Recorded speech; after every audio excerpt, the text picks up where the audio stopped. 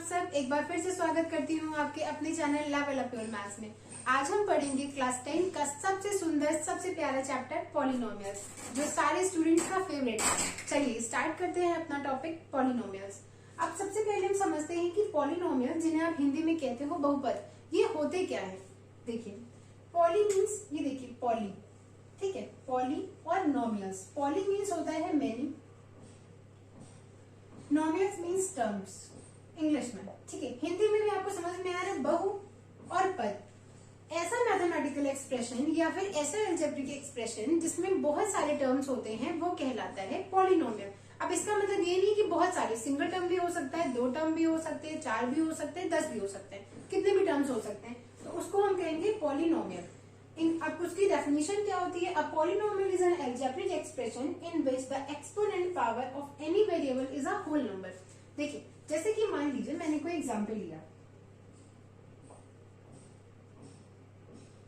ये मैंने कोई एग्जांपल लिया। अब मैं कह रही हूँ कि ये देखिए, क्या ये एक पॉलिनोमियल है? तो क्या लिखा हुआ है आपको? A polynomial algebraic expression in which the exponent, ये जो आपको बात कर दी ना पावर की, of any variable is a whole number. मतलब देखिए वेरिएबल क्या होते हैं, कांस्टेंट क्या होते हैं। चलिए सबसे पहले हम समझ लेते हैं कि वेरिएबल, कांस्टेंट, ये सब क्या होते हैं। आइए देखिए कांस्टेंट क्या होते हैं। देखिए कांस्टेंट क्या होते हैं?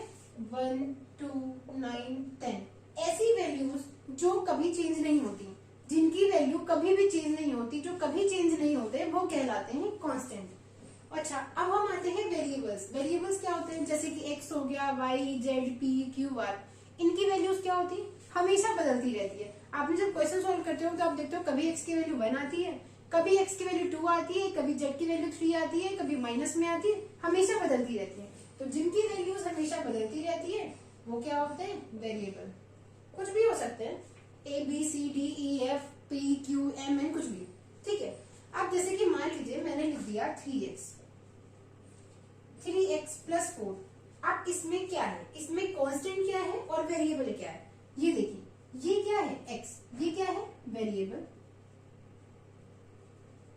ये क्या है? कांस्टेंट, ठीक। ये क्या है? क्यों? क्योंकि देखिए x की वैल्यू चेंज होने के साथ, x की वैल्यू कुछ भी हो सकती है। x की वैल्यू अगर आप 1 रखोगे तो इस पूरे एक्सप्रेशन की वैल्यू चेंज हो जाएगी। लेकिन क्या ये हमने चेंज कर पाया? नहीं। क्या इसे चेंज किया? नहीं। सिर्फ इसकी वैल्यू आप x की वैल्यू, x की जगह आप 1 भी रख सकते हो, 2 भी रख सकते हो, x की जगह कुछ भी रख सकते हो आपके क्वेश्चन के अकॉर्डिंग। तो आपको क्या मिल जाएगा? ये मिल जाएगा, ठीक है। तो ये हो गया आपका कांस्टेंट और ये हो गया वेरिएबल। अब हम बात करते हैं टर्म्स। टर्म्स क्या होते हैं?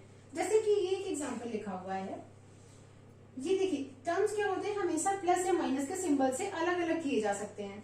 जैसे कि ये देखिए, इस ये यहाँ पे प्लस लग गया, मतलब ये एक टर्म हो गया, एक टर्म ये हो गया, एक टर्म एक ये टर्म हुआ, एक ये टर्म हुआ, एक ये टर्म हुआ। इस वाले, ये वाला जो आपका पॉलिनोमियल है, इसमें कितने टर्म्स है?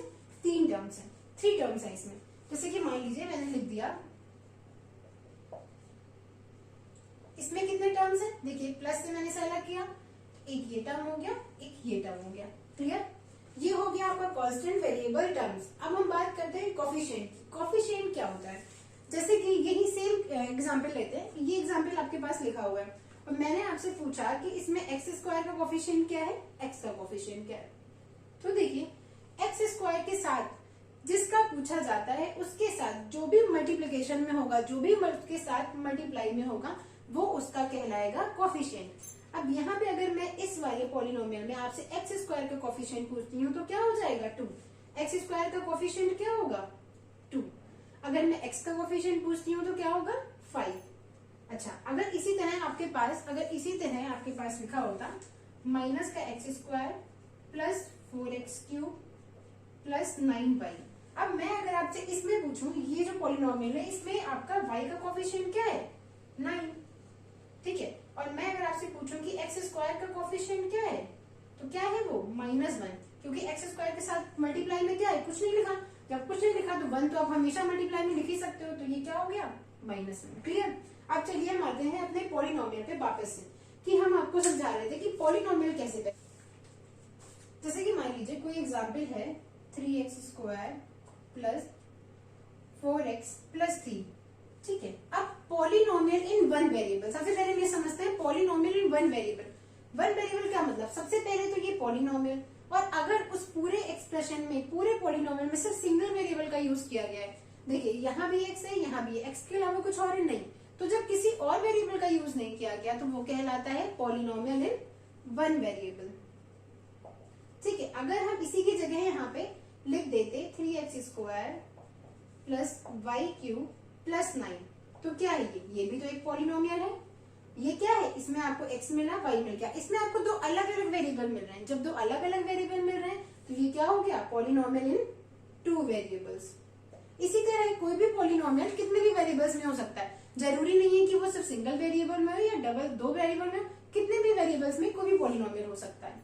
चलिए अब मैंने एग्जाम्पल ले लिया 4x³ plus 3x² plus 2x plus 9, ये हो गया। अब आपने ये लाइन पढ़ी, दो पावर जो होनी चाहिए किसी भी पॉलिनोमियल के लिए, उसके पॉलिनोमियल होने के लिए क्या कंडीशन होनी चाहिए, जो आपका मैथमेटिकल एक्सप्रेशन है उसमें जितने भी वेरिएबल्स हैं उनकी पावर एक होल नंबर होनी चाहिए। तो चलिए यहाँ पे आपको वेरिएबल क्या क्या दिख रहे हैं, ये दिख रहे हैं, ठीक, तो ये क्या है, एक होल नंबर है, वेरिएबल की पावर एक होल नंबर है, यहाँ पे आएगी, यहाँ भी होल नंबर है, यहाँ आइए कुछ नहीं है मतलब 1 है, तो ये भी होल नंबर है। ये 9 क्या हो गया, आपका कांस्टेंट। आप इसको देखो या फिर आप इसको ऐसे इंटू एक्स की पावर 0 लिख सकते हो, क्योंकि एक्स की पावर 0 की वैल्यू 1 होगी, तो 1 होगी।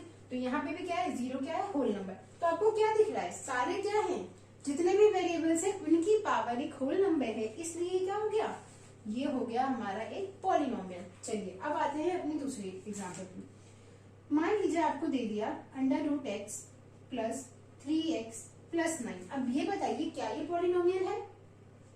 देखिए फिर से वही चीज, क्यों, अब ये x की जो आपने रूट लगाया, आप इसको ऐसे लिख सकते हो ना कि पावर 1/2 प्लस 3x प्लस 9। अब देखो फिर से वही आपको चेक करना है कि आपको अपना जो एक्सप्रेशन है उसमें वेरिएबल्स देखने हैं और वेरिएबल्स की पावर को चेक करना है क्या वो होल नंबर्स में है या नहीं। होल नंबर्स में है तो वो पॉलिनोमियल, और होल नंबर्स में नहीं है तो वो पॉलिनोमियल नहीं होगा। चलिए यहाँ पे देखते हैं, यहाँ पावर क्या है 1/2। अब आपको 1/2 मिल गया, 1/2 तो होल नंबर नहीं है, तो इसका मतलब ये पॉलिनोमियल नहीं है। अब आपको आगे चेक करने की भी जरूरत नहीं है, आपको एक सिंगल टर्म भी उस एक्सप्रेशन में अगर मिल जाता है कि उसकी पावर होल नंबर नहीं है वेरिएबल की, तो वो अपने आप ही पूरा का पूरा वेरिएबल या पूरा का पूरा पॉलिनोमियल क्या हो गया हमारा, तो क्या हो गया कि ये एक पॉलिनोमियल नहीं होगा। मतलब आपको अगर एक सिंगल टर्म भी मिल जाता है ना, तो उससे क्या हो जाएगा कि आप सीधे कह दोगे कि ये पॉलिनोमियल नहीं है। चलिए एक एग्जांपल और लेते हैं। मान लीजिए लिखा है 1/x प्लस 4x³ प्लस 3, क्या ये पॉलिनोमियल है। अब देखिए 1/x आ गया यहाँ पे, चलिए फटाफट से ध्यान दीजिए इस पे। आप इसको आप क्या लिखोगे, x की पावर -1 जाएगी भाई, ऊपर आप इसको ले जाओगे तो ये x की पावर -1 हो जाएगी। ये क्या है 4x³ प्लस 3। अब यहाँ पे आपने पहले ही टर्म को, आपको क्या दिख रहा है, पहले टर्म में आपको जो पावर है वो होल नंबर मिल रही है, वो होल नंबर नहीं मिल रही। तो जब आपको पहला ही टर्म आपको दिख गया कि होल नंबर नहीं है, तो सीधी सी बात है पॉलिनोमियल नहीं है। आप आगे चेक करने की, अब देखिए इसकी पावर आपको दिख रही है होल नंबर, बट किसी भी एक की अगर होल नंबर नहीं है तो वो क्या होगा, पॉलिनोमियल नहीं होगा। ठीक है, चलिए ये तो हो गई पॉलिनोमियल की बात कि हम कैसे पहचानते हैं कि कोई भी नंबर। एक और एग्जाम्पल लेते हैं, जैसे कि मान लीजिए आपके पास लिखा है x+1 अपॉन x-1, तो अब बताइए क्या ये पॉलिनोमियल है। देखिए अब x+1 ये तो लिखा हुआ है, अब इसको अगर आप ऊपर ले जाओगे तो ये क्या हो जाएगा, x-1 की पावर -1, और फिर वही चीज आपको पावर क्या मिल रही, आपको पावर होल नंबर मिली नहीं मिली। तो जब होल नंबर नहीं मिली तो ये क्या हुआ, ये पॉलिनोमियल नहीं होगा। चलिए स्टूडेंट्स, अब हम बात करते हैं डिग्री ऑफ अ पॉलिनोमियल, कि किसी भी पॉलिनोमियल की डिग्री क्या होती है।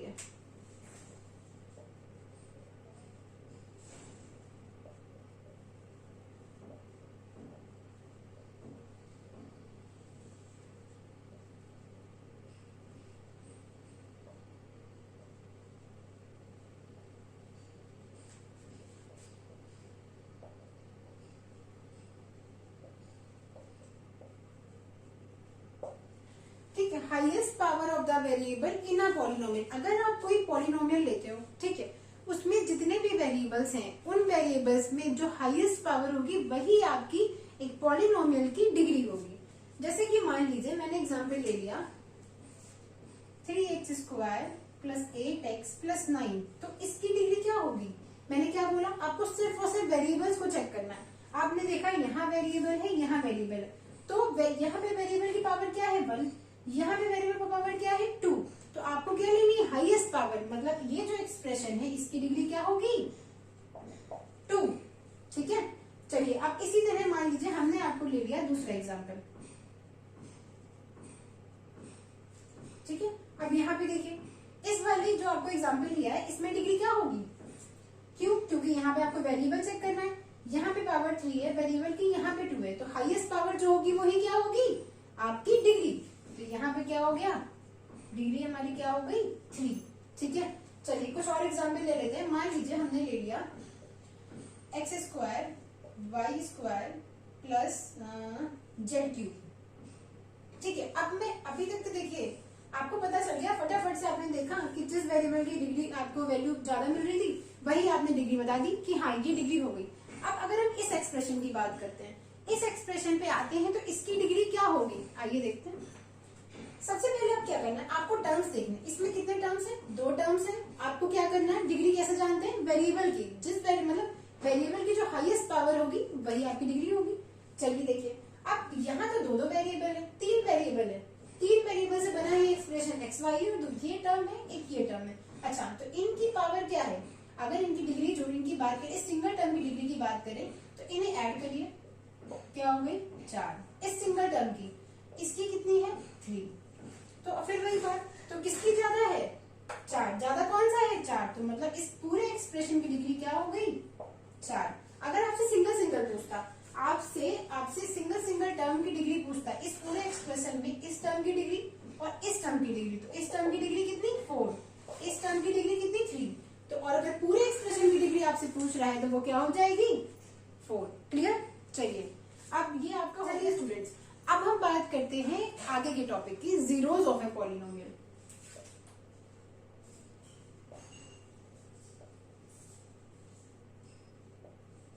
किसी पॉलिनोमियल के जीरोस क्या होते हैं, जीरोस को आप रूट्स भी कहते हो या सॉल्यूशंस भी कहते हो।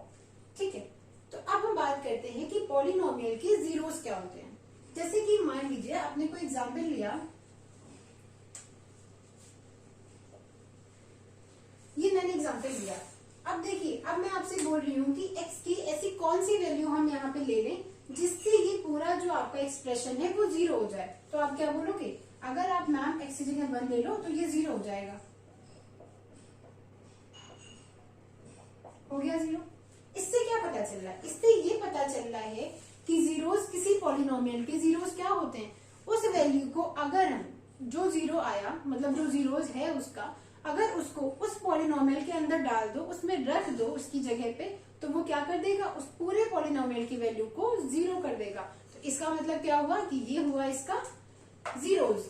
समझ में आया क्या कहने का मतलब, कि अगर वो वैल्यू उस पॉलिनोमियल में आप रख दो, उस वेरिएबल की जगह उसमें डाल दो, तो वो आपको क्या करेगा, उस पॉलिनोमियल को 0 कर देगा, इसलिए वो क्या होगा इसको जीरोस। ठीक है, जैसे कि इसका जीरोस क्या हो गया, अगर हम इस पॉलिनोमियल की बात करें तो इसका 0 क्या हुआ 1। ठीक है, तो अभी आपने पढ़ा जैसे कि लीनियर वाला पॉलिनोमियल पढ़ा, लीनियर पॉलिनोमियल, तो उसके क्योंकि उसके क्या रहते हैं, सिर्फ और सिर्फ 1 डिग्री पॉलिनोमियल था, तो उसमें ज्यादा से ज्यादा कितने जीरोस हो सकते हैं 1। क्वाड्रेटिक में कितने हो सकते हैं, उसकी जो डिग्री थी वो कितनी थी, 2nd डिग्री, मतलब 2 डिग्री थी, तो उसमें कितने हो सकते हैं 2। और आप क्यूबिक की बात करोगे तो उसके कितने जीरोस हो सकते हैं 3। चलिए, ये तो हो गई बात यहाँ पे zero. Okay students, I think आपको सारी चीजें क्लियर हो गई होंगी, और आपको जो भी चीजें क्लियर नहीं हुई, कोई भी डाउट्स हो तो उन्हें आप कमेंट बॉक्स में कमेंट करिएगा, आपके क्वेश्चन के आंसर जरूर दिए जाएंगे। और वीडियो अच्छी लगी हो, सब कुछ समझ में आया हो तो चैनल को लाइक करना, शेयर करना एंड सब्सक्राइब करना बिल्कुल मत भूलिएगा। इससे आगे की चीजें हम अपने नेक्स्ट वीडियो में डिस्कस करेंगे। Thank you.